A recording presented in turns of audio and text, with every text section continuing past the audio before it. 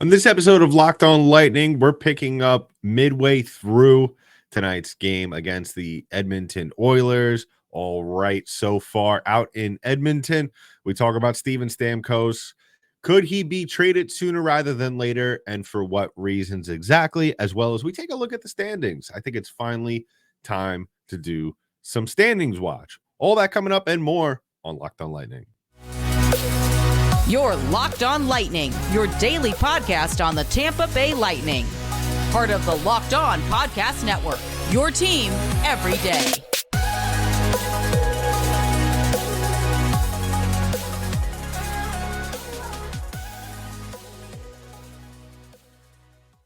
And welcome to another episode of Locked On Lightning, part of the Locked On Podcast Network, your team every day. I'm your host, Adam Danker. Thank you for joining us on this episode of Locked On Lightning. On today's episode, or rather tonight's episode, we're taking a look into tonight's game, still in progress against the Edmonton Oilers. The Lightning look like they get off to a good start. So far, so good. Now they're trailing behind going into the second intermission. We talk about that and how this game started, as well as we take a look at Steven Stamkos. You know, even though he reached another milestone tonight, the conversation still does not end in whether or not these two sides can get a contract extension. If not, when should the Lightning finally look towards another resolution, and that is trading that guy, as well as looking at the standings. It's finally time to look at them and take them for what they are. All of that coming up. But first, I want to remind you, please go ahead and subscribe to the podcast. Give us a follow wherever podcasts are distributed. And I also want to remind you that today's episode is brought to you by FanDuel. Make every moment more right now. New customers get $150 in bonus bets with any winning $5 money line bet. That's $150 if your team wins. Visit FanDuel.com/locked on to get started. So we're joining the game. We are now in the second intermission of tonight's game against the Edmonton Oilers. The Lightning are currently down 3-2. By the time this episode drops, you will probably already have known what the final result is of tonight's game. So the Lightning, get off to a very good start. And we've kind of been seeing this trend in the last couple of games. Get off to a good start, which is phenomenal. And that's what I think every Lightning fan should really hope for on a nightly basis. And you get a power play goal from Stamkos, 200th career power play goal from him. We'll talk about what that means, as well as, everything, of course, with the trades that could possibly come from him. And then Tyler Mott, finally, after I kind of threw it out there, like, what the heck, man? Like, when are you going to start scoring some points? Finally picks up his first goal of the season. And excuse me if you hear me sniffling my nose. I got like a terrible cold, as I am always sick. But this Lightning team, I think, has really made, as I spoke about on the previous episode, has really made leaps and bounds since the beginning of the season. And yes, that Andre Vasilevsky really has a lot to do with that. Being in net, having that presence down low, being able to make the big saves, especially early on, because as we all know, with this Lightning team, somewhat slow starters as of late. Not really.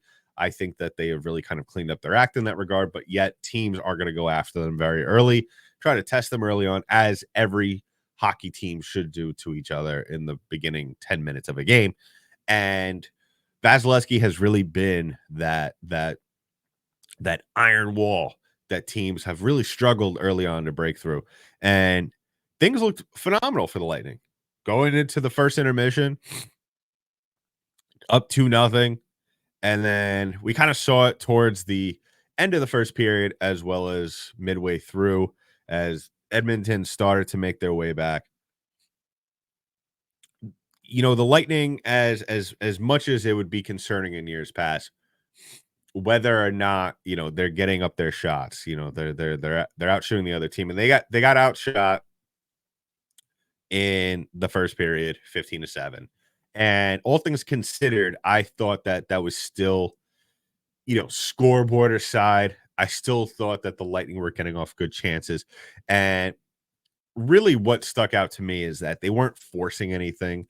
I really thought that they were kind of just waiting for their counterpunch, and those counterpunches came, and unfortunately on certain instances they weren't able to really weren't able to land them. But now you're starting to see, as the game goes on, the game's starting to slip away from this team. And I feel like the Lightning sometimes, like we said, one of their big Achilles heels is really not being able to evolve consistently as the game goes on. They have a game plan. We know what the game plan is. And that is to go out now, at least, in the last couple of weeks, has been the game plan. Go out, play defense, establish a defensive presence, and then take your chances here and there.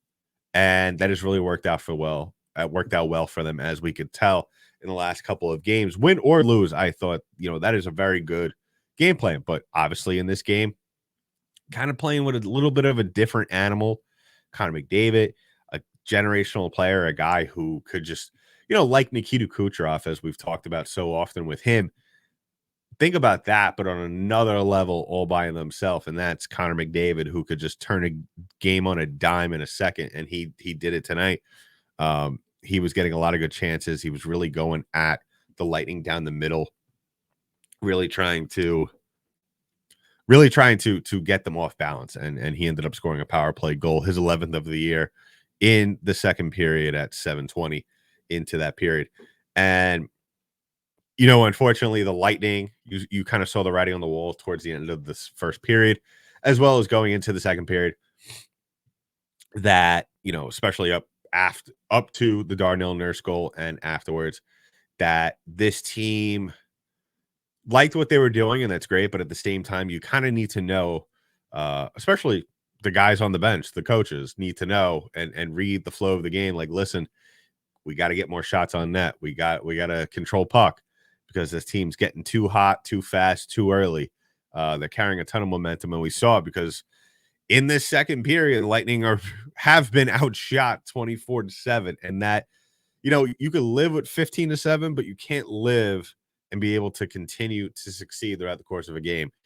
Giving up 24 shots in the entire game, and like I said, only midway through the game, because the third period I feel like is really the second half of a game, because I feel like third periods in the NHL really take way longer than they should, and excuse me, it really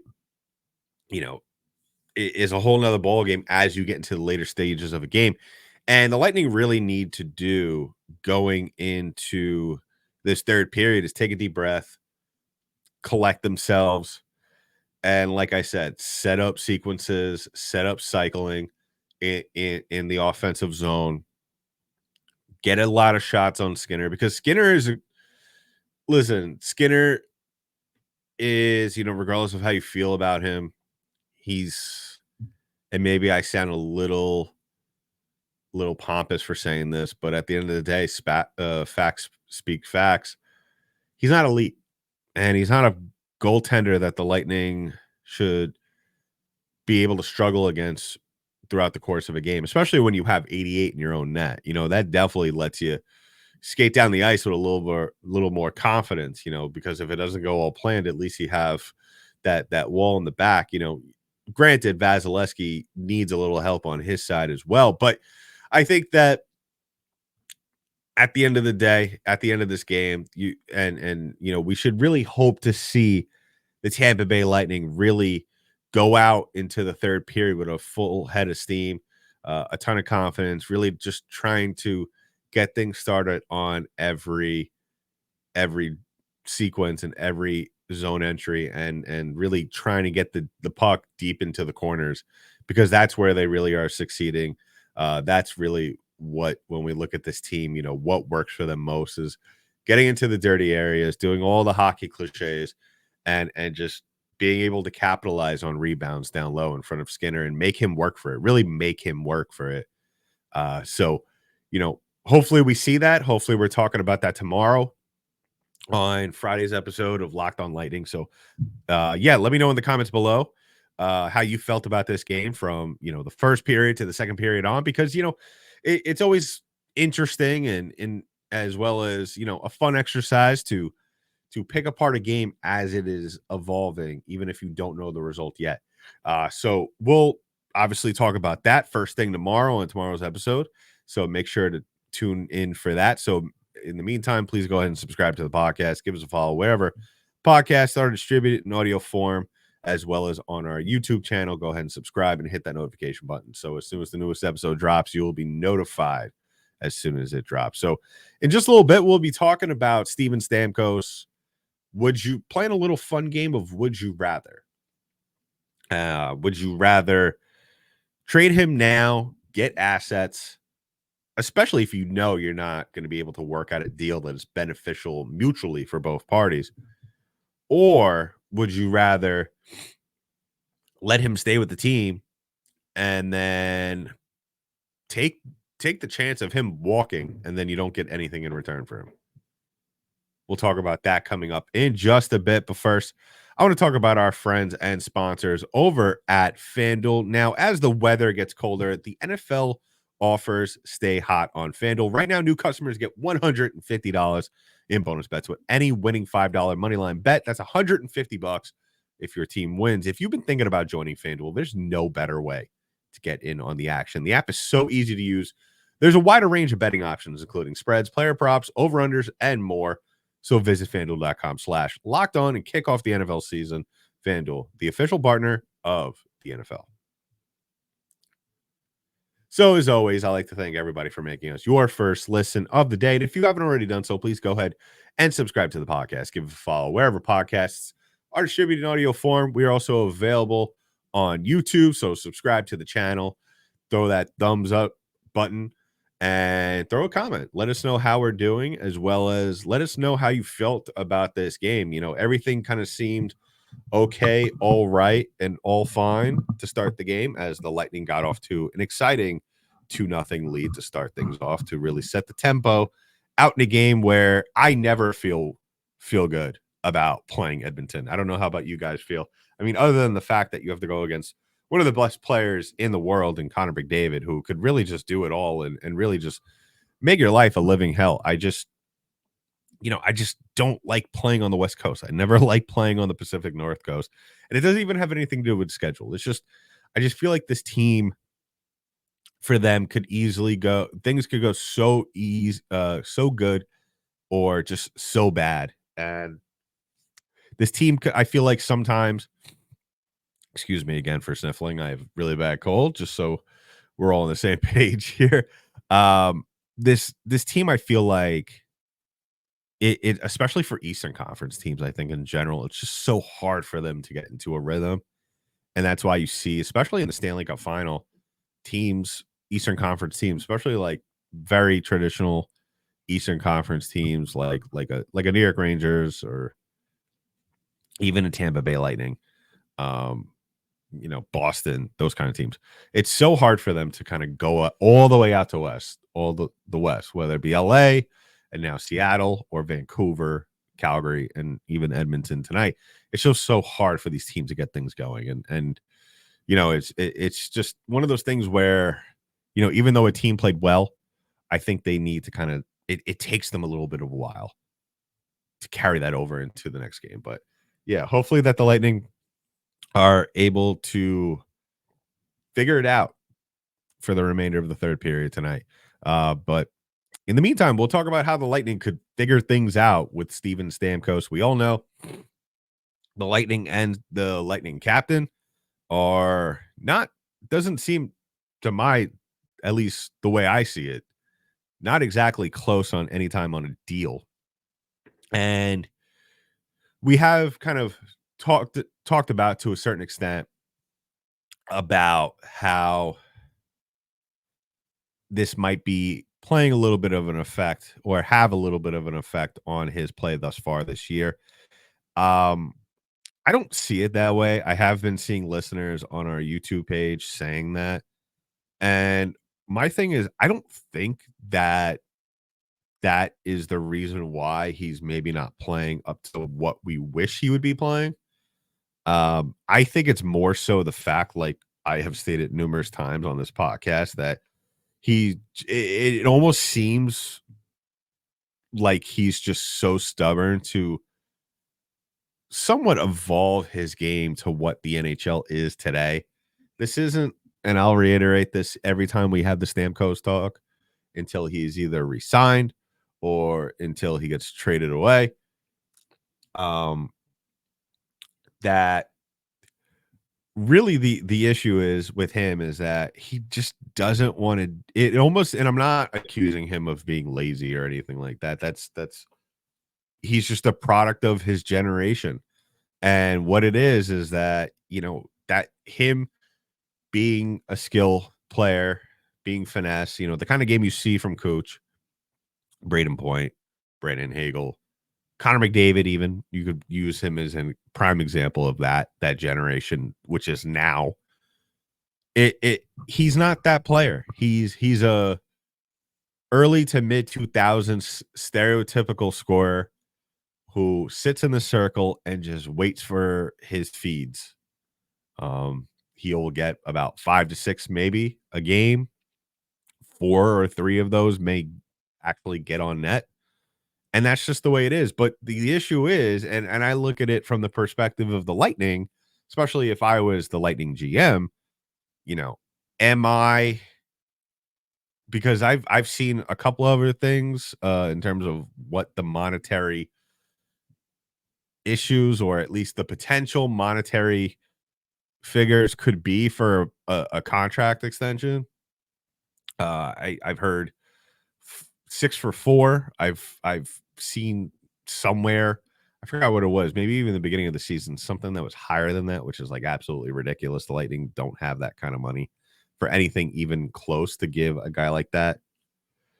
And especially at this point in his career, I think, and one listener brought this up too, which I'm sorry, you know who you are as soon as I say this, but they basically said, I think it was like 6 for 3 or something like that. And if he takes anything higher, it'll just show that he's greedy.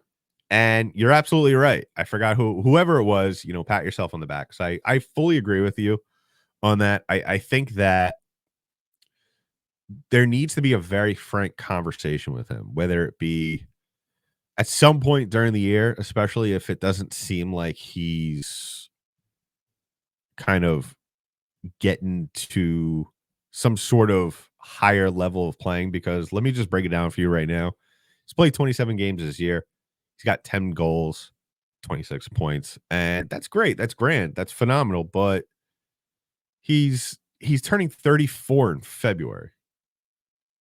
And I look at it this way, and I know we're all very split on what should happen with 91. I'm sure and I'm torn on it too, because I want him to stay around. He's by far the most important player in franchise history, so he deserves to finish his career here. When he hangs it up, he's gonna get a statue outside. But the issue is that A, does he really care about that? Or is he just sticking around for a payday? Is he just looking for money? And I get it. Like, this is really his possible last chance at some big time money before we start to see some lower deals. But at the same time, I don't really see him being able to stay at this NHL level to where teams would be potentially interested in him being a major part of their plans, to where, and I know that Stamkos is the kind of guy that thinks about that stuff. Do I want to stick around way too long, or do I just want to stick around for a payday and make some money? And I know he thinks about that. And I know he wouldn't want anything to mess with his legacy. And I think that with that frank conversation that I just mentioned, that needs to happen, whether it be Coop, whether it be JMBB, whether it be both those guys, plus maybe some conversation with his friends. I don't know. I don't know how many people are going to get involved. Maybe Vinnick is even obviously going to be involved. Someone needs to say it, whether it be his agent as well. Someone needs to say, listen, we value you. We value you as a player and a leader. But at the same time, we are in the middle of a passing of the torch. And You wear the C on this team. You will for as long as you are here. But at the same time, if you want to stay here and you want us as a franchise to be successful, you're going to need to take less money. If you want more money, excuse me, you need to play better. You can't just be a guy that sits there. You know, he does cycle around the ice here and here on the offensive side of things. I think he's looked pretty sharp for the most part defensively, all things considered, this year. But then at the same time, you know, as much as I want to say he could change and be different offensively, you know, we kind of see him get back to his old ways, which, yeah, worked tonight. 200th career power play goal, which is phenomenal. But at the end of the day, that's not what the Lightning need. I mean, they do need power play goals, but they don't need someone to sit there and just wait for passes, wait for passes, wait for passes. No, you need something different than that, especially in today's NHL. So it's a difficult conversation. I would prefer that the Bolts get a deal if they know for sure. And I think this is a conversation that needs to be had, whether it be after Christmas or after the new year. You know, you need to have a conversation with him and say, listen, what do you want? And be honest. Don't beat around the bush, because you're not going to get X, Y, and Z contract wise. So either this is what we're offering you, or we're going to have to start maybe shopping you around and send you somewhere where you're possibly going to be compensated in a way where you feel like you could be rightfully compensated. And at the same time, we're looking out for ourselves. That's the way the conversation goes. Unfortunately, it's at the end of the day, even though it's sports, it's still a business. And the Lightning need to think about themselves long term. So let me know in the comments below what you think about that. I mean, it's a tough decision. There's no easy answer. I don't expect him to ask to settle for less money, and I don't expect the Lightning to give in to maybe a higher number than what they would have liked. So we'll just have to wait and see. But yeah, I think that's the smartest thing for the Lightning is maybe if it ain't gonna work out monetary, you're going to have to look somewhere else and deal him at the deadline for maybe some picks or some prospects. So we'll have to sit tight for that. And we're going to have to sit tight for a little bit more because the Lightning are heading into the third period, 16:47 left in the third. We have to sit tight and wait. Hopefully that they pick up a win and score two more in this third period. And to wrap things up, coming up in a little bit, we'll be talking about the standings. You know, it's finally that time of year where we could finally say, listen, we've played enough games. The standings mean something, and we're going to take a look at it and pick it apart. But in just a little bit. But first, I want to talk about our last sponsor of the day and our friends over at Athletic Greens. Now, the holiday season is here. You want to stay healthy or you want to get healthy. And, you know, we may not always be able to hit the gym. Okay. And just like me, I'm not able to hit the gym all the time, but at least I could do something at home to stay healthy and control at least what is going into my body.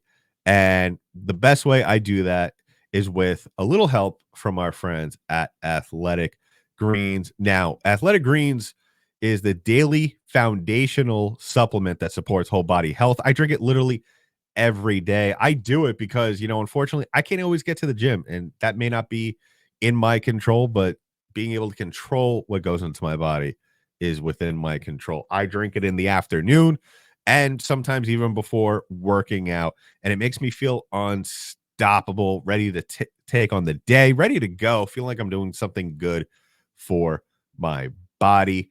So, and you can too, because if it is a comprehensive solution is what you need from supplement routine, then AG1 and is what you need. So go ahead and try AG1 and get a free 1-year supply of vitamin D and 5 free travel packs.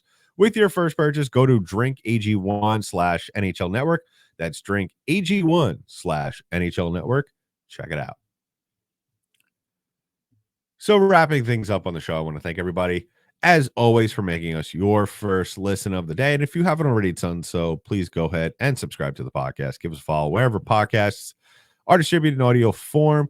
We're also available on YouTube, so go ahead and tune into that if you prefer to watch. I always like to, I prefer you guys do that as well, just because I want to hear the comments. I want to have some back and forth with all of you, not just some of you, even though I love hearing from that some of you. So it's that time of year.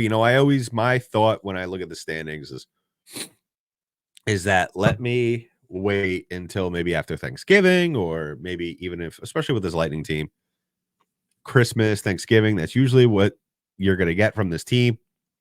And I think now is the good time because, I think we played enough games. Lightning have played 30, now going on 31 tonight after the conclusion of tonight's game. And they are currently 5th in the Atlantic Division with 31 points. 3 behind the Detroit Red Wings and 5 behind the Florida Panthers. And I look at it this way. It's not ideal. It really isn't. But at the same time, it could be worse. It could be a lot worse with a lot of things going hand in hand with, obviously, the big one is Vasilevsky not being in the lineup until after Thanksgiving. But I think really, obviously, the most glaring thing from this Lightning team, as well as, other things that, I feel like they've gotten a little bit better with, has been their defense to start the season. They didn't really do a whole lot to help out Johansson. Having said that, he's not Andre Vasilevsky. So, take that as you will. But I was hoping at least at this point in time, as we reached the end of the NHL season, the end of 2023, is that we would at least be talking about the possible of having at least one wild card spot. And I know if you look at the wild card spots right now, and I'll list them off, it's Detroit and Carolina right now that have the top 2, and then followed by the Capitals, Jersey, and then you got Tampa Bay. They're all separated by 1 or 2 points, 2 or 3 points.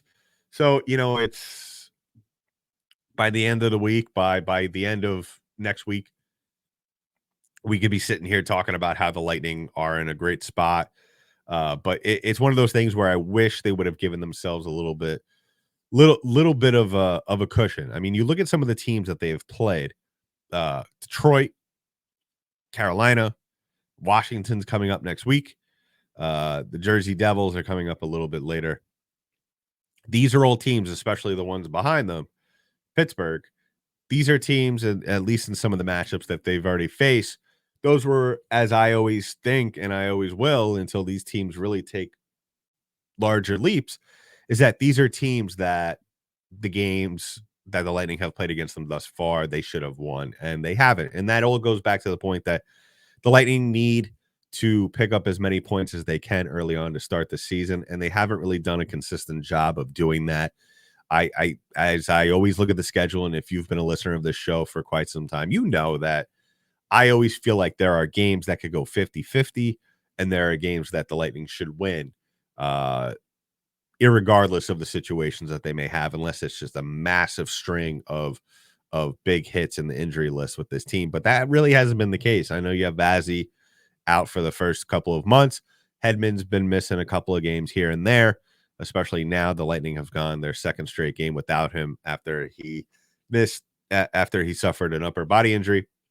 Connor Sherry's been out for a little bit, but no offense to him, that's not exactly the kind of injury that's going to set you back too far. But that's why I place such a big emphasis on this, because yes, it could always be worse. The Lightning could be completely 10, 15 points out of the wild card spot. But at the same time, that's why I always stress that there are games that they should win. And that's why it's all that worse when they don't win those games. And now we find ourselves in a situation like this. Is it still possible for them to get back into the top 2? Absolutely. As for attaining a possible top 3 in the division, that's going to take a little bit more elbow grease. I just think that Boston, Toronto, and Florida, they're right now, as of right now, unless the Lightning make an absolute blockbuster move, like I kind of spoke about before with Stamkos. I don't know what really you're going to bring them back that's going to make you exponentially better, but who knows in this NHL. I don't see a potential move unless it comes from within, a player being brought on or stepping up that's going to push this team to that next level to where they could compete on a nightly basis, or at least in the standings, with a Florida Panthers, with the Toronto Maple Leafs, with the Boston Bruins. I still think that the window is still open to where Tampa, as long as they keep it within 3 in the points column with Detroit, anything could happen. But now we're in a situation where now not only are you worried about teams in your own division, but now you're worried about teams in the Metro, and we all know how good the Metropolitan Division is. So this is going to start ramping up very soon in terms of really, we'll be checking in a lot more with the standings watch, because, as much as I don't like to do it, the Lightning find themselves in a little bit of a different situation now, where not only, like I said, we're not worrying about just the Atlantic Division now. Now we're worrying about the Metropolitan Division, and that's where it could get a little bit messy. So let me know in the comments below what you think. Is a wild card spot really all the Lightning could attain at this point, especially as the season progresses and things continue to heat up in the NHL? So let me know in the comments below. And as always, please go ahead and subscribe to the podcast. Give us a follow wherever podcasts are distributed in audio form. And as always, you can subscribe to the channel on YouTube. And we'll be back tomorrow to talk more about this game. Hopefully, we're talking about a Lightning win and all the stories from that game as well. So in the meantime, that's been it for this episode of Locked On Lightning, part of Locked On Podcast Network. I'm your host, Adam Danker. I'll talk to you in the next one.